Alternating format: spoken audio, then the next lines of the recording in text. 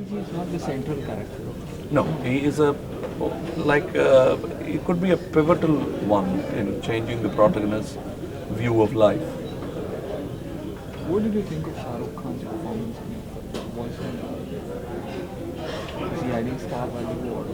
Oh, definitely has added star value. And for me, there were people. I was not. There's some lovely moments.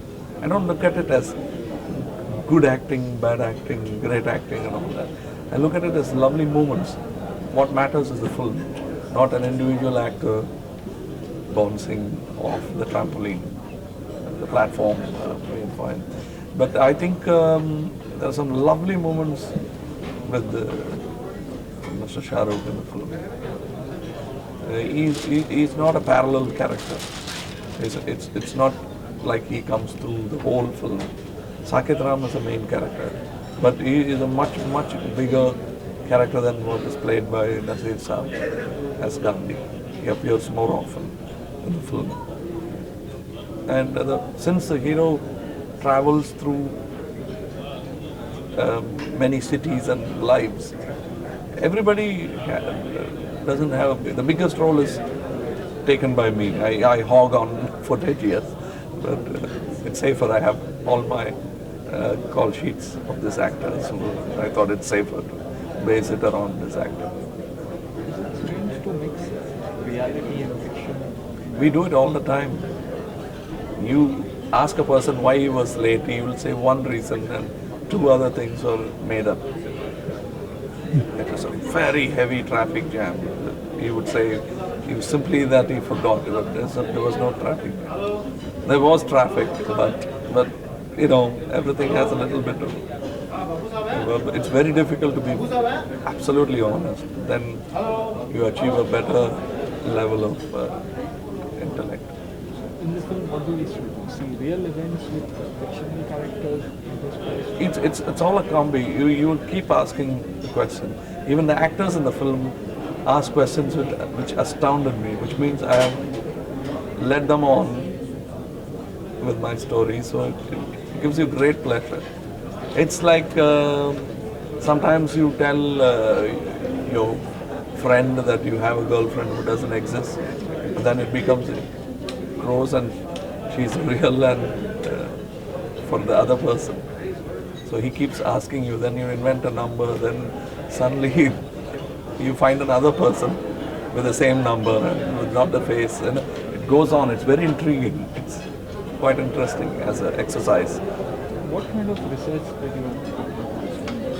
Well, it would be wrong to dismiss it off as I didn't do any work, because that would be being unfair to whatever sweat I put into the work.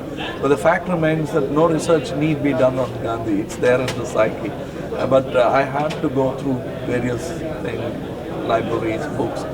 I read at least 10 good books because of this film, which has sort of opened my eyes to the history of India, and met at least 20, 30 people who had things to say that I never knew had happened.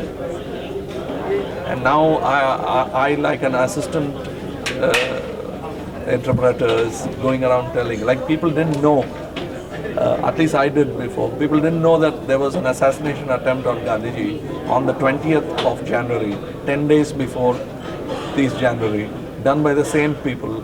They failed, they came back, regrouped, recollected weapons, went back and shot him.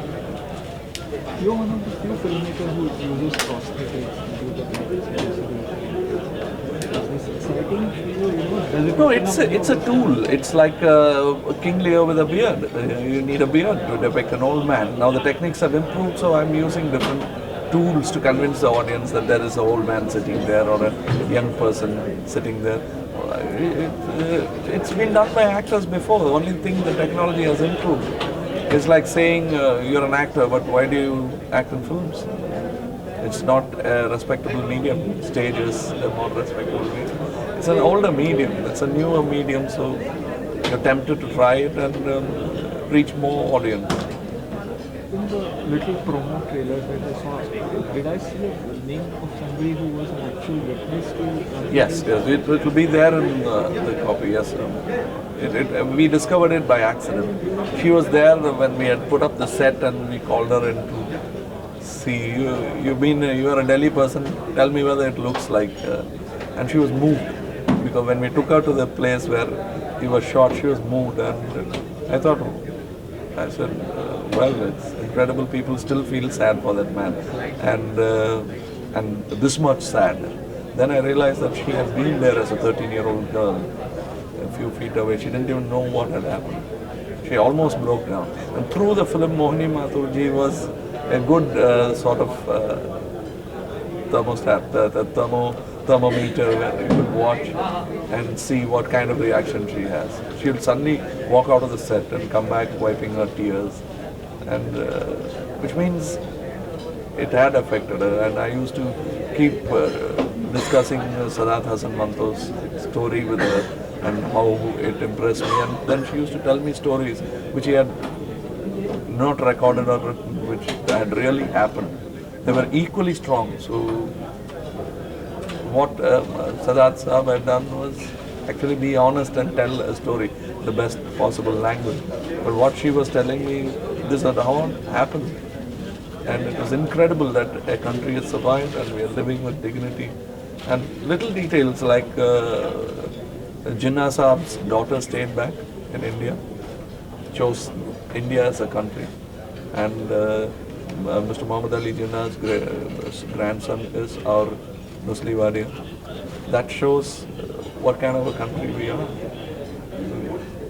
We are really a broad spectrum, broad-minded democracy, and I'm proud about that. And I realize it when I get into ventures like this. What is the central theme or the basic idea of the film? Is it happiness and survival of? It's simply a waylaid Indian traveling, journeying through to find himself and the truth. He loses himself to the moment, captive of a time. He's trying to get out of it and go through the motions and realize belated wisdom, but it still does come. Are you expecting any controversies surrounding this film due to I its think so. theme? I don't. Well, anybody can kick it. I can say my name and create a controversy. It depends who kicks up the controversy. Thank you.